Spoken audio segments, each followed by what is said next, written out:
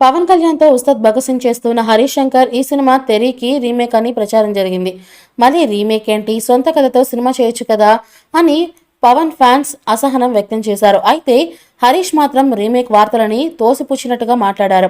Remake కాదు, original cinema చూపిస్తా అన్నట్లుగా ఒక స్టేట్మెంట్ ఇచ్చారు. మొన్న విడుదల చేసిన టీజర్కు కాస్త కొత్తగా ఉండడంతో ఫ్యాన్స్ కూడా ఇది సొంత కథే అనుకున్నారు. అయితే ఇప్పుడు ఈ చిత్రానికి స్క్రీన్ ప్లే రైటర్గా చేస్తున్న దశరథ్ ఉస్తాద్ కథ గుట్టు విప్పేశారు. ఉస్తాద్ 90% స్ట్రైట్గా ఉంటుందని చెప్పవచ్చు. హరీష్ చేసిన గబ్బర్ సింగ్, గద్దలకొండ రీమేక్స్ కూడా యథావిధిగా ఉండవు. తన స్టైల్లోకి పూర్తిగా మార్చేసి ప్రజెంట్ చేస్తారు. ఉస్తాద్లో కూడా ఆ ఒరిజినాలిటీ చూస్తారు. ఉస్తాద్ 90% స్ట్రైట్గా ఉంటుంది అని చెప్పుకొచ్చారు. దశరథ్ ఇచ్చిన 90% స్ట్రైట్ అనే స్టేట్మెంట్తో ఉస్తాద్ రీమేక్ అనే సంగతి తేలిపోయింది. ఈ మూవీపై మీ అభిప్రాయాన్ని కామెంట్ బాక్స్లో తెలియజేయండి. ఈ వీడియో మీకు నచ్చితే లైక్ చేయండి, షేర్ చేయండి, కామెంట్ చేయండి.